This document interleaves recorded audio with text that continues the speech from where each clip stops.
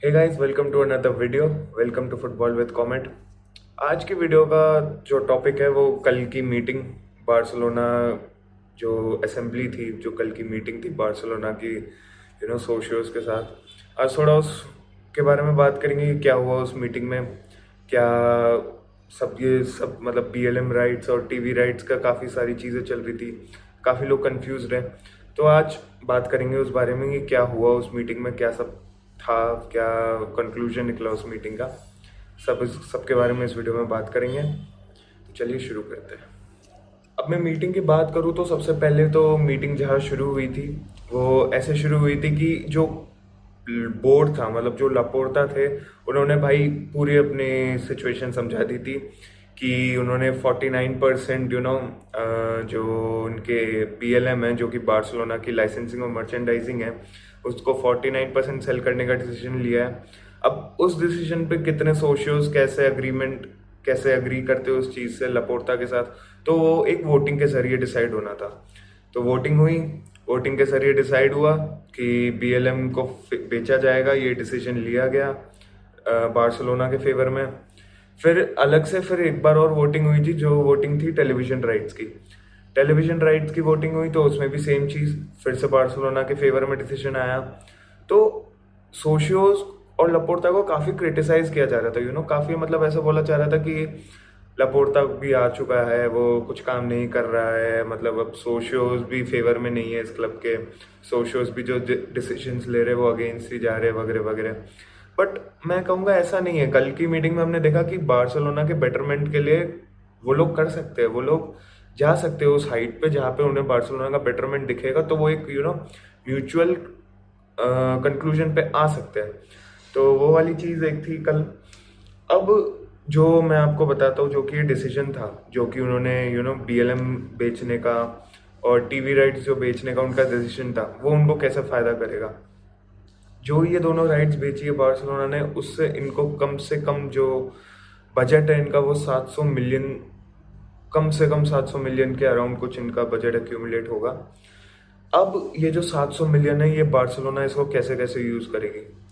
Barcelona इसे बहुत जगह यूज़ कर सकती है। पहली बात, अगर बार्सिलोना का सिर्फ डेट देखें, कितने डेट में है वो क्लब, तो सिर्फ कम से कम 1 बिलियन से भी ऊपर, 1.4 1.5 बिलियन कुछ डेट में है वो क्लब। तो ये जो पहले 700 मिलियन इन्हें मिला है, तो ये 700 मिलियन तो पहले ये अपना डेट फिक्स करने में यूज़ करेंगे। ऑब्वियसली साइनिंग्स होगी और फिर इसके बाद जो भी इनका वेज बिल है, जो कि बहुत ज़्यादा, बार्सिलोना का वेज बिल इतना फक्ड अप है, उसको सही करेंगे ये। तो ये कुछ चीज़ें हैं जो कि मैंडेटरी है, इसे सही किया जाएगा, वो वाली चीज़ है। अब बाकी अगर बात करें बेटरमेंट ऑफ द क्लब में, तो एक और चीज़ मैं इसमें ऐड करना चाहूँगा कि जो स्पॉटिफाई की डील थी वो कुछ थी 130-140 मिलियन पर ईयर की, वो भी इसमें ऐड होती जाएगी और वो भी बार्सिलोना के बेटरमेंट के लिए हेल्प करती जाएगी। तो अब अगर देखें तो लापोर्ता ने मेरे हिसाब से एकदम सही डिसीजन लिया है। और लापोर्ता ने एक चीज़ और डिस्क्लोज करी थी कि बार्सिलोना के पास 1 बिलियन का भी ऑफर आया था, जो कि 100% टीवी राइट्स मांग रहा था उनसे। स्टिल उन्होंने वो ऑफर को डिक्लाइन कर दिया, उन्होंने मना कर दिया साफ साफ उस ऑफर को, जो कि सही था। जो कि 100% राइट्स देना is not at all good. कुछ राइट्स अपने पास भी रखने चाहिए मेरे हिसाब से, क्योंकि शॉर्ट टर्म में ठीक है, वो आप अपने फाइनेंशियल और ये अपने इकोनॉमिकल क्राइसिस से आप ऊपर आने के लिए कर रहे हो, ये आपकी मजबूरी है, ठीक है, समझ आता है। बट लॉन्ग टर्म में अगर देखिए तो चीज़ आपको फायदा नहीं देगी। ऑब्वियसली बात है, आपके क्लब के आधे राइट किसी प्राइवेट कंपनी या फिर किसी और प्राइवेट चीज़ के पास है, तो ये कहीं से भी अच्छा तो नहीं होगा उस क्लब के लिए या उस क्लब के फैन के लिए भी। तो वो वाली एक चीज़ है जो कि मेरे हिसाब से लापोर्ता ने एकदम सही करी है। अब मैं आता हूँ साइनिंग्स के ऊपर, क्योंकि जब से ये चीज़ें फ्लोट हो रही है कि इंटरनेट पे या फिर सोशल मीडिया पे कि Barcelona will be back, Barcelona कुछ आ रही है, वापस कर लेगी। अब जब से कल से इनफैक्ट ये डील साइन हुई है, तो अब मेरे को तो लगता है कि लेवेंडोस्की विल बी मतलब ये तो सील कर दो, अब तो लेवेंडोस्की आ ही जाएगा। क्योंकि लेवेंडोस्की का कितना 50 मिलियन कुछ मांगेगी, बायर्न इससे ऊपर बायर्न नहीं मांगेगी, 50 मिलियन से ऊपर तो नहीं मांगेगी। और कुछ शायद 20-30 मिलियन बार्सिलोना ऑफर कर चुकी थी।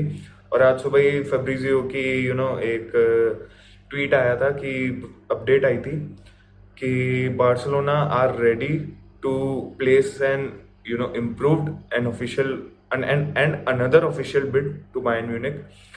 तो हो सकता है कि ये वाली जो बिड है वो अगले घंटों में या फिर अगले दिनों में एक्सेप्ट हो जाए। तो लेवेंडोस्की मेरे हिसाब से it's a matter of time. Lewandowski के लिए ज़्यादा टेंशन लेने की ज़रूरत नहीं है बार्सा फैंस को। दूसरी अगर डील पे मैं हूँ तो वो था फ्रैंकी डियोंग। अब मेरे हिसाब से जो डील है फ्रैंकी डियोंग की, वो अब फ्रैंकी डियोंग रुक सकता है।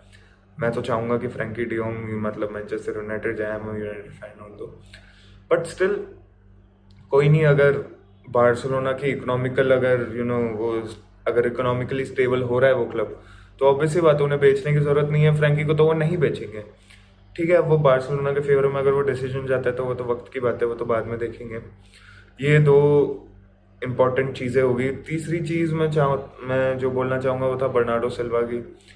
बर्नार्डो सिल्वा वाली चीज़ में एक थी कि बर्नार्डो सिल्वा खैर अभी तो काफ़ी दूर है। अभी तक तो मैनचेस्टर सिटी ने ही डिसाइड नहीं किया है कि उन्हें बेचना है या नहीं बेचना।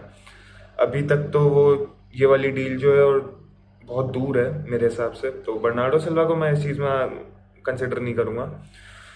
एक प्लेयर है जो चेल्सी से लिंक था, पर अब जब से बार्सिलोना ने इंटरेस्ट दिखाया तो एक अपडेट आई थी आज सुबह ही, उसमें साफ साफ बोला गया था कि जो जूल्स कुंडे है वो बार्सिलोना को प्रायोरिटाइज करेंगे। बार्सिलोना का जो उनका मूव होगा वो उसको प्रायोरिटाइज करेंगे। तो अब मेरे हिसाब से ये जो दो साइनिंग्स होगी मेरे हिसाब से लेवेंडोस्की और जूल्स कुंडे की, ये मेरे हिसाब से ज़्यादा मैटर नहीं करेगी। ये टाइम का मैटर है, बस ये टाइम के साथ अपने आप ख़त्म हो जाएगी, अपने आप निपट जाएगी ये साइनिंग्स। तो ये दो साइनिंग्स है। क्रिस्टेंसन वो साइन कर ही चुके हैं, फ्रैंक कैसी वो साइन कर ही चुके हैं। एक और अपडेट था कि Dani Alves will be leaving the club. Dani Alves जा रहे हैं तो उन्हें ऑब्वियसली अब फुल बैक चाहिए होगा कोई, या फुल बैक्स चाहिए होंगे, वो देखते हैं। सीजर एस्पिलिक्वेटा की काफ़ी न्यूज़ आ रही थी कि सीजर एस्पिलिक्वेटा वो साइन करके लेकर आएंगे, देखते हैं क्या होता है। नापोली से भी उनके अभी चल रहे थे कुछ बातचीत, नेगोशिएशंस हो रही थी बार्सिलोना की नापोली के साथ फॉर कुलिबाली। तो बहुत बहुत लंबी विंडो है बार्सिलोना के लिए। बहुत अभी जो बहुत ज़्यादा टाइम बचा है इस विंडो में, ये बार्सिलोना को अच्छे से यूटिलाइज करना होगा, क्योंकि अब उनके पास थोड़ा फाइनेंशियली भी कॉन्फिडेंस आ गया है कि अब उनकी डील्स जो है वो कोलैप्स नहीं करेगी। अब वो कॉन्फिडेंटली मूव कर सकते हैं इस विंडो में। तो वो एक काफ़ी काफ़ी काफ़ी अच्छी चीज़ है बार्सिलोना के लिए और बार्सिलोना फैंस के लिए। तो बस मैं तो यही बोलना चाहूँगा कि मेरे हिसाब से अच्छे दिन अब ज़्यादा दूर नहीं है बार्सिलोना के। Barcelona will be back, Barcelona will be back as a European giant very very soon, this season और द नेक्स्ट सीजन। अब ज़्यादा दूर नहीं है वो चीज़। Anyways, thank you so much for watching this video. अगर आप यहाँ तक आए हैं तो इस वीडियो को लाइक करें, कमेंट करके बताएं कि आपके क्या ओपिनियन है कल की मीटिंग के बारे में। और अगर आप बार्सा फैन है तो आप कितने एक्साइटेड है, कितने खुश है इस चीज़ को लेके।